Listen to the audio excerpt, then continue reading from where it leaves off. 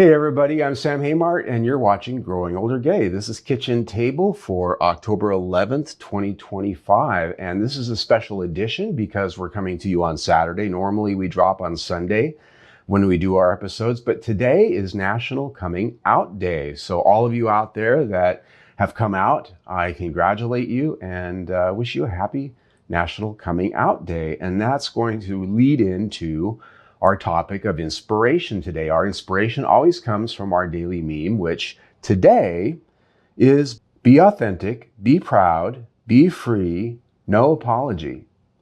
Sé auténtico, sé orgulloso, sé libre, sin disculpas. And that basically means come out, be proud, be who you are, and don't feel the need to apologize for that to anyone. And if there's somebody in your day, in your life, who you have to apologize to for being who you are, they're not somebody that you really want to have around you. And that gets us to coming out. Not all of us get to come out. Not all of us get to come out easy and early. And while I'm not really ready to tell my entire coming out story, it's been about 9 years and some change. Maybe next year on my 10th anniversary, we'll have a detailed talk about my coming out story. But the long and short of it is I came out late in life. I lived my life for the most part for decades until my mid to late 40s as a straight man. I was married. I had kids.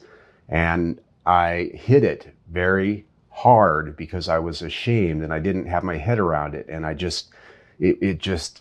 I knew it since I was a teenager, but I was told, I believed where I grew up, the whole 9 yards, to, don't talk about it, keep it inside. And it almost killed me. And so when I came out, it was a pretty big train wreck, to say the least. It hurt a lot of people around me, my family specifically. But I had a lot of layers of professional peers. I had friends, I had family. When I did come out, I gradually rolled that out onto social media. And part of that was because I have another YouTube channel. I had led a media, it's not an empire, but a pretty big footprint of test-driven TV. None of my fans, none of my followers, none of the people who I knew in that industry knew that I was gay. And when I did come out, it was kind of a shock to some people. And like many of us who've come out, particularly later in life, we find out who our friends are and who they are not. I have family who we don't see eye to eye, right? And it's not that I have an ideology that they don't agree with. It's not that. It's the fact that they have an ideology that doesn't agree with who I am. So those people just aren't in my daily life. That's just how it is. And I will share one part of my coming out story because it's relevant to this. And that is after I had come out to my family and the big dominoes fell, I reached out to a person who had been a long life friend. He was my college roommate. And I believe that he was the one friend that I needed to get in touch with and reach out to and let him know. And he had been the best man at my wedding.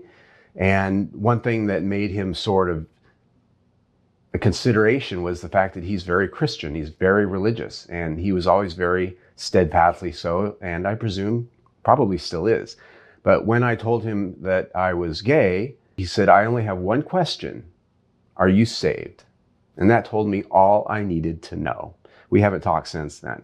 And it's not that I have a resentment toward him. It's not that I don't like him anymore. It's none of that. It's just that he's not reachable. There are people in our lives, we just have to sort of write them off, for lack of a better way of putting it. The good news is, if you've been out for a while, you know that there's this thing called chosen family. And these are people who we can collect and surround ourselves with, who understand us, who maybe share who we are in their own. And they get us. We get them. And it's a very powerful thing to have this chosen family. And I'm very blessed to have a very large chosen family around me that I can lean on, depend on, get together with, commiserate with, and share the joys of life with in a lot of different ways. So there is that for today's inspiration. Happy Coming Out Day. And if you haven't come out yet, I really highly encourage that you find a way to do it, because while my own coming out was the most difficult day of my life, it was the most consequential day of my life. In hindsight, it changed my life because it allowed me to be honest. And that really is the number one thing. I don't have to hide anything anymore. And once you've been hiding that and you let that out, it's amazing how honest you can be about everything else. It's how I sit here in front of this camera and talk about a lot of things that most people would never talk about. And it's because I'm tired of hiding. There's PTSD if you're that person. There will be PTSD over it, but you can get therapy. The sun does come up tomorrow. And I think that even though in my case there was a big, huge wake of disaster, the upshot is that I've been able to rebuild my life in a way that allows me to be happy, joyous, and free. And that is a blessing. That is a blessing. I thank God for that. What I want to talk about today is something that I came across, and it's about our trans friends because they are being attacked ruthlessly by the regime in power right now, by society out there, and the two together are really just wreaking havoc on our trans brothers, sisters, and non-binary people. So I want to talk in defense of our trans friends. This is a to-do list that I came across. I first heard about it on the Dads and Daddies podcast, and it's actually a list that Chase Strangio put together. He's a lawyer and transgender rights activist. He's the co-director of ACLU's LGBTQ HIV rights project. He is the first known transgender attorney to ever testify before the Supreme Court, and that was just recently when they were going over a case around transgender issues. He put together this list. It's on his Instagram. You can go look at it for yourself, but I'm going to go through it with you because I think it's very important for all of us, cisgender, homosexual people, anyone really, but those of us that identify as gay or lesbian or other parts bisexual of our community, we need to really put our wings around our transgender friends right now and stand up for them because they are really being hit. They are a big target. And so the first thing on the list is be loud in defense of trans people. Don't whisper it. Don't go, hey, pull somebody aside, blah, blah, blah. Be right out in front. Call people out when they are being transphobic.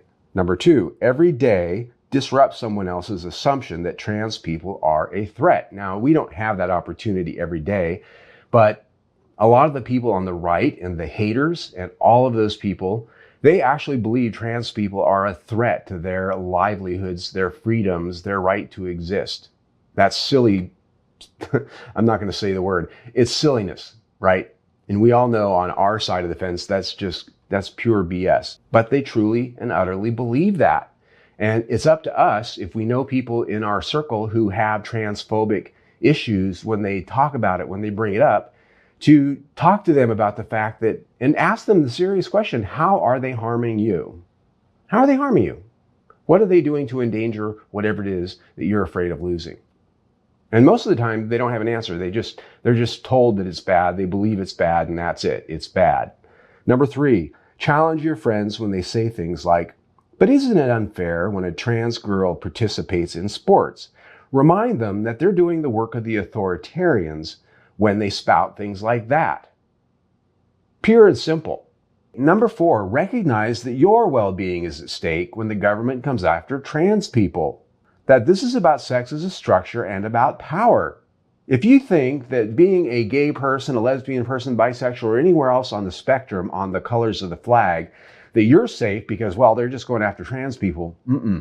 No, that's just a way in to come and take everything. That's what they want. Ideology is something they like to talk about a lot. Oh, that trans ideology, it's woke. No, being trans is not an ideology any more than being male or female is an ideology. Being gay, for those of you out there who are watching who might be cisgender gay or lesbian, is that an ideology? It is who you are. It's who you are wired to be. Your identity is not an ideology.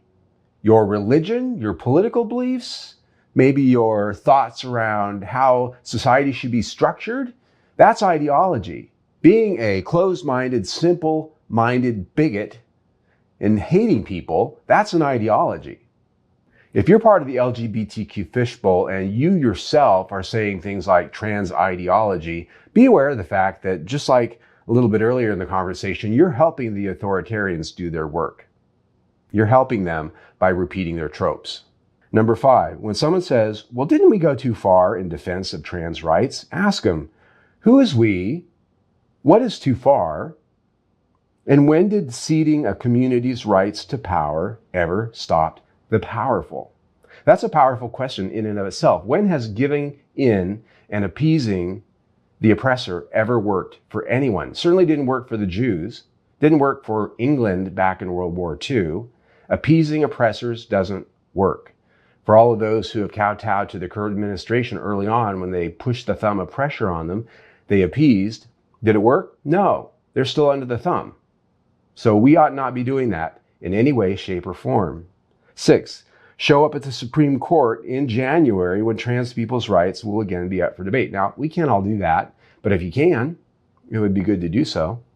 7, show up at your school board where trans people's lives and dignity are being debated. From New York City to Southern California, there is no jurisdiction immune from these attacks. Even if you're in a blue city, in a blue state, there are a lot of school boards who are being pressured by a right-wing fringe of parents to get rid of books, to change bathroom rules, to do all sorts of wicked little things to these children who are trying to assess, figure out, or be their identity. And so we ought to be there, even if we don't have kids, we ought to be there putting that pressure back on the other side and making sure school boards know that taking any kind of action towards transgender children is an affront to allowing them to grow up to be who they are, and a lot of other things. 8, donate to trans-led organizations and trans people's fundraisers. People are losing their health care, their jobs, their support. There's a lot of strong, upstanding trans military people who are losing everything right now. There's a lot of them on social media, and some of them we've talked about. They are upstanding, fine people who have had their livelihoods taken away just because of who they are. And number 9, love your trans people fiercely and publicly. Don't just pull them aside and go, I really love you and I support you, and if you need anything, let me know. Be public about it. Give them a hug in public in front of a mixed crowd if you're in that opportunity. And they're okay with that also. Tell them you love them. Be open about that and praise them. Do that. They need it right now. Let them know that you're thinking about them. Simple as that. Next on the list is about a mistake that a lot of us can make very easily, even if we're not even trying to make it. And it's a mistake that I've made and I still make once in a while because I have a lot of people in my orbit who are easy to misgender. And that is the mistake of accidentally misgendering somebody. Transgender Together, another handle on Instagram, I saw this little bit about how to deal with that situation when it arises. And I think it's worth repeating because, again, I've made this mistake and I'm thinking of a couple of occasions specifically where I made it. And it was embarrassing, but I had to bite my tongue and backtrack and explain and fix it. And I got to thank you for that.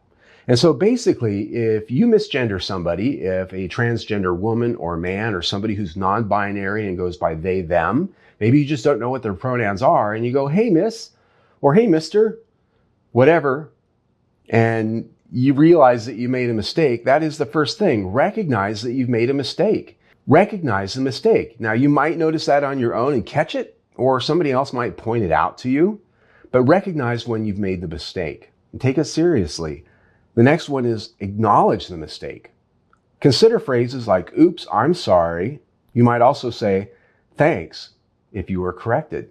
And this is exactly what happened when I made the mistake. I had 2 friends come up who were a couple. One of them was lesbian. The other one was non-binary, maybe was leaning towards being a trans man. I don't know the answer. When they walked up to the table I was sitting at and I was doing something at an event, I said, hey, ladies.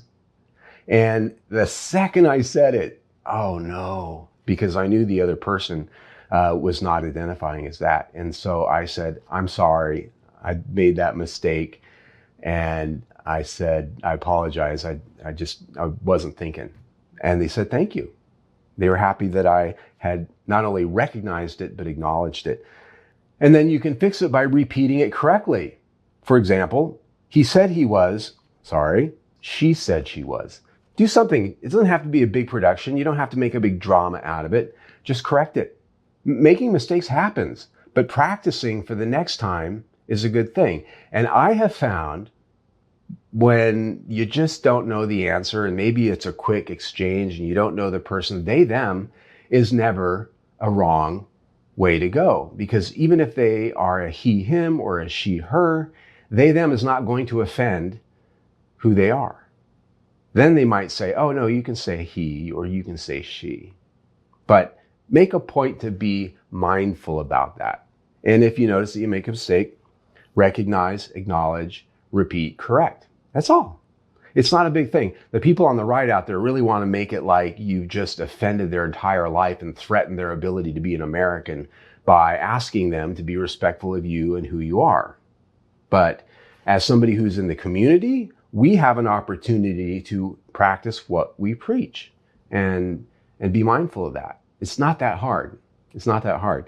Next on the list is an event, and that is the International Bear Convergence in Palm Springs. We're talking about 2026 again. Not that there's nothing left in 2025 to do, but these are events that are big, that if you want to get to them and go to them, you need to plan a little bit because you might have to travel. This is in February, the 19th to the 23rd, 2026. Their website is right there on the screen. The International Bear Convergence is the premier winter bear event in Palm Springs, welcoming thousands of frisky bears, muscle bears, cubs, chasers, chubs, admirers, and their fans to have the time of their lives. The 4-day event comes to life with DJs every day.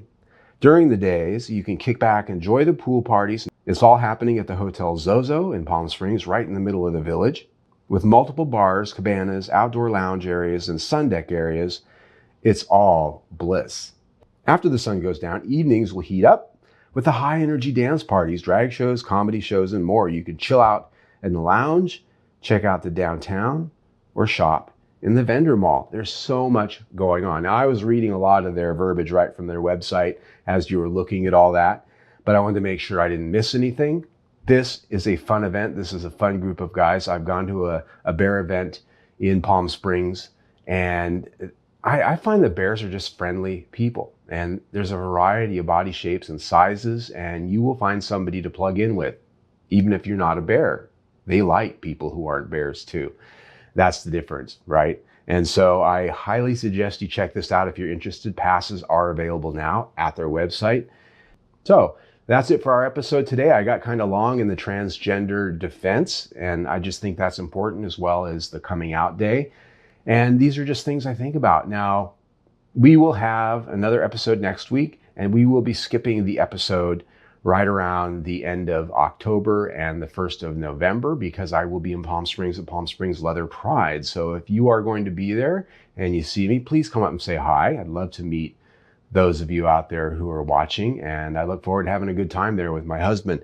You can catch us on social media and stay informed of everything that's going on with Growing Older Gay right there. All of the major food groups except X. If you know why, you know why. If you don't, I'm sorry. Anyway, if you'd like to see our latest video, you can see that right there. Better yet, subscribe to our YouTube channel right there to stay informed of everything we do. Either way, stay tuned.